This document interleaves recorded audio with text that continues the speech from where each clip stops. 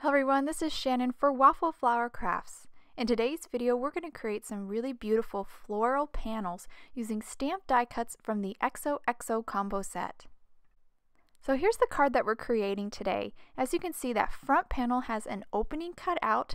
We're going to use a circle die and cut that out first thing. So starting with an A2 top folding card base made from light blue cardstock that's 110 weight, we're going to open it up and grab the circle die. This circle die is from the Flower Circles die set. It's a really wonderful die that has little pierced details, and what I love about this die is that it cuts the pierced details on not only the external edge but the interior edge as well. So I'll just pop that out after I run it through my die cutting machine, and I'm going to save that inside circle to stamp my sentiment on later.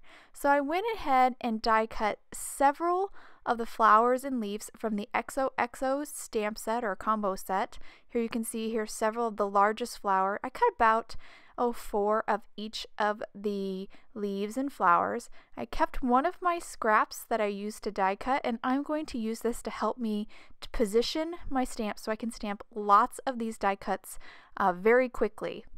This is called a jig, and right now I have this jig inside, nestled into the corner of my MISTI, and I'm just centering this flower stamp inside that negative space inside the jig.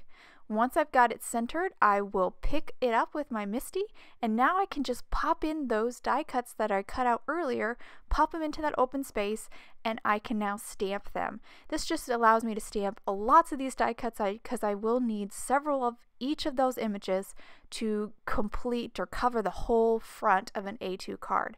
I'm stamping this flower several times here in Waffle Flower's Tickled Pink, a really pretty pink, and now I'm going to do some partial inking to add a little bit of depth to this stamp. So while this is Abandoned Coral Distress ink, and I'm angling the ink pad just to hit the edges of this flower, and that's going to add a little bit of darkness and kind of create the look of roundness, and I just stamp it, and that's it.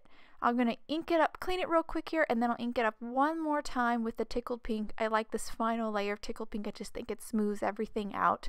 And now you can see that beautiful flower with that little bit of darkness around the edge to add a little more dimension. Now I'll pop in another die cut and repeat the process. So I repeated the process for 3 total flowers. Now this stamp or this flower has actually 2 stamps to complete it. So I'm going to use that die cut that I stamped on already, center in that center of the flower. Once I got centered, pick it up, and now I'm stamping it in 2 colors of Distress ink. First was Scattered Straw, and then I'm taking Wild Honey here and just going around the edges just like I did with the petals to add a little bit more depth and dimension. I repeated the center for all the other roses, and now moving on to a new flower. Over centered the stamp, but I want this flower to be white, so I'm actually using tumbled glass here, just partial inking the edge of the petals, and what this does is it kind of looks like a shadow on the petals. It's a perfect solution for a white flower when you don't want to stamp it in white ink.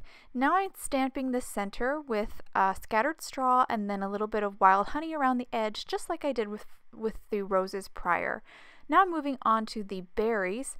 Again, I want these to be white, so I'm using that tumbled glass again, just partial inking the edge of the berries. And now I'm going to finish the berries with their stem, and I just used Wild Honey Distress ink for those stems, and I thought that was a nice contrast. I continue this process for the remaining berries. Once I'm done with the berries, I move on to another flower. I'm going to stamp these flowers with Scattered Straw twice, just so they're nice and dark, because there is a little bit more surface area for these than like all the centers of the flowers that we did earlier. And now again, I'm going to do some more partial inking, angling that ink pad just to get the very base of the flowers.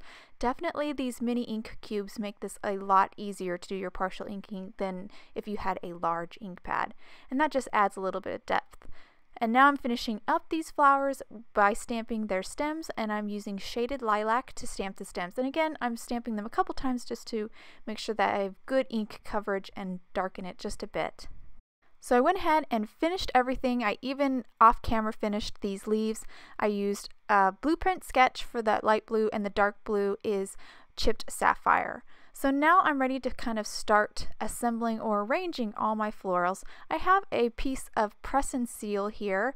It's definitely bigger. You want it bigger than your A2 panel, and I'm going to tape it down onto my work surface with the sticky side facing up. So the tacky side of the press and seal is facing up, so I can start arranging my die cuts. So I'm going to start arranging all these die cuts here using the actual card base as a guide, so I know where I want to avoid placing die cuts. I want to make sure I go around that opening in the front of the card, and I also want to make sure I go to as close to the edge as possible with these die cuts, so you really have a nice clean panel. So here's the finished arrangement of the die cuts.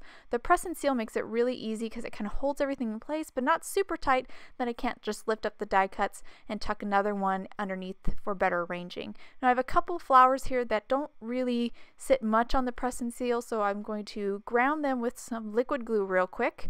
And now I'm going to grab some tape.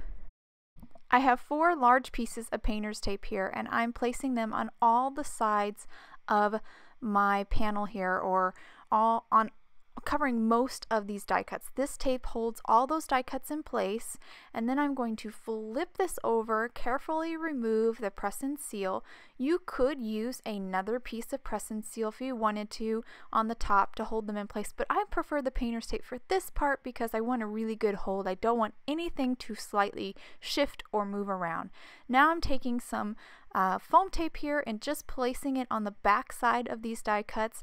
I am being a bit strategic on where I'm placing these and making sure I go over where maybe 2 die cuts overlap a little bit, because this foam tape is really important. It's going to hold everything in place. So here I have it completely done, all the backs removed, and now I'm going to center it on the front of my card, using the edges of the die cuts to help me center, and also that opening that we left in the die cuts to make sure I'm getting it right over that opening in the front of the panel. And now I'll carefully remove the painter's tape. The painter's tape just does a really great job of holding everything really securely in place, and you can save that painter's tape and use it again later for another project. And that's all done. Now I'm going to move on to stamping my sentiment. So this is the remainder circle that we cut in the very beginning. I'm just stamping Love You a couple times in Distress ink, chipped sapphire, the same blue I used for some of the leaves. And now I'm adding some liquid glue to the back side of that die cut, holding the front of the card down, centering it through that opening and pressing it down, and that ensures that it's perfectly in the center so you can see it when you look through the card. And that's the finished card.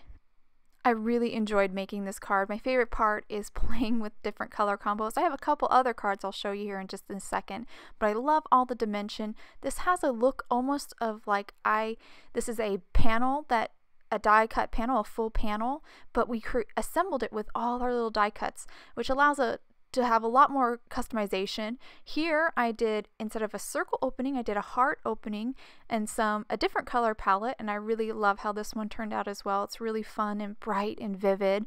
I have one more to show you. Here's one with more kind of a traditional color palette with green leaves and more customary floral colors. And here I didn't make a window like I did on the other two. I just left an opening and then put a die cut in the center. And instead of hearts and circles, you could do squares or diamonds, or you could even leave an opening the size of maybe a critter or a person. There's just so much you can do when you create your own front panels. I hope you guys enjoyed today's card and video. If you want any more information on the products I use, please visit Waffle Flower, and you can follow us on YouTube, Instagram, and Facebook for more creative ideas. Thanks for watching and have a wonderful day.